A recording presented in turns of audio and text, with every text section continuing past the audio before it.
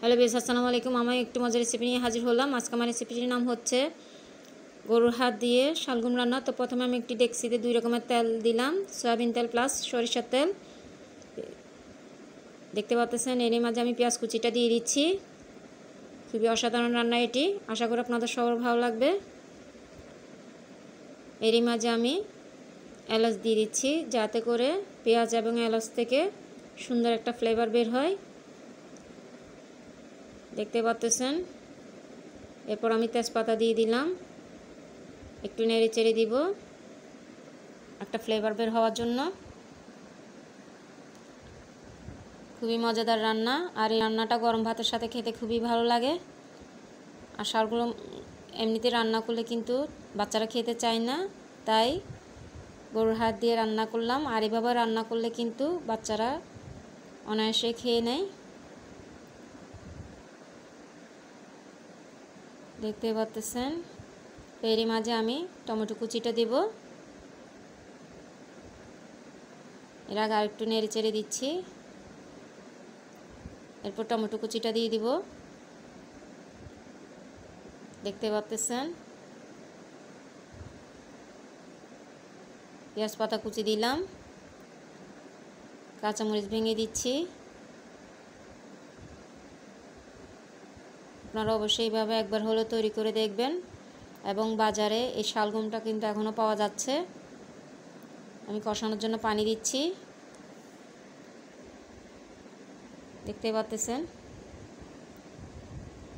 1 table চামচ আদা রসুন বাটা দিলাম।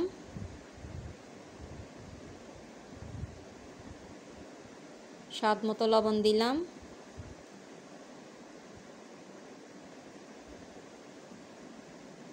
এক চা চামচ হলুদের গুঁড়া দিলাম। 1 টেবিল চামচ মরিচের গুঁড়া দেব। দেখতে পাচ্ছেন। এবং 1 টেবিল চামচ ধনিয়ার গুঁড়া দিব। এগুলোকে নেড়েচেড়ে আমি কষিয়ে নেব। দেখতে পাচ্ছেন।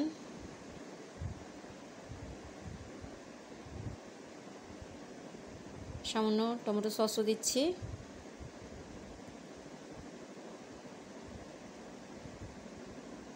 আর এইভাবে রান্না করলে কিন্তু এই সবজিটা খেতে খুবই ভালো লাগে।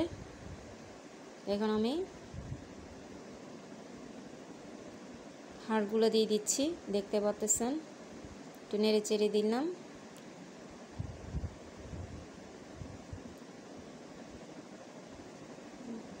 দেখতে পাচ্ছেন।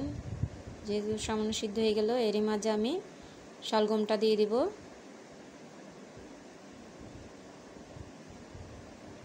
আর এই পানিতেই আমি শালগমটাকে ভালো করে কষিয়ে সিদ্ধ করে নিব। দেখতে পাচ্ছেন। বেশি পানি দিলে কিন্তু সিদ্ধ হতে সময় নেবে, তাই এই পানিতেই সিদ্ধ করে নিব। তো দেখতে পাচ্ছেন, আমার শালগমটা কিন্তু প্রায় সিদ্ধ হয়ে আসলো। দেখতে পাচ্ছেন। আপনাদের সুবিধার্থে আমি একটু দেখাচ্ছি।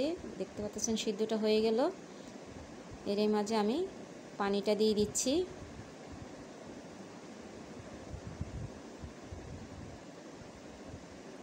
এভাবে অল্প পানিতে সবজি কিংবা শক্ত জিনিস সিদ্ধ করে নিলে তাড়াতাড়ি সিদ্ধ হয়ে যায়। এরপর আমি পেঁয়াজ পাতাগুলো দিয়ে দিলাম, বাকি পেঁয়াজ পাতা।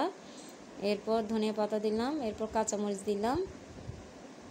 দেখতে পাচ্ছেন, আমার সবজিটা প্রায় হয়ে আসলো। আমি আবারও ঢেকে দিলাম।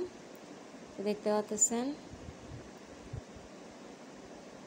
তো মাশাআল্লাহ, তৈরি হয়ে গেল আমার গরুর হাত দিয়ে শালগম রান্না।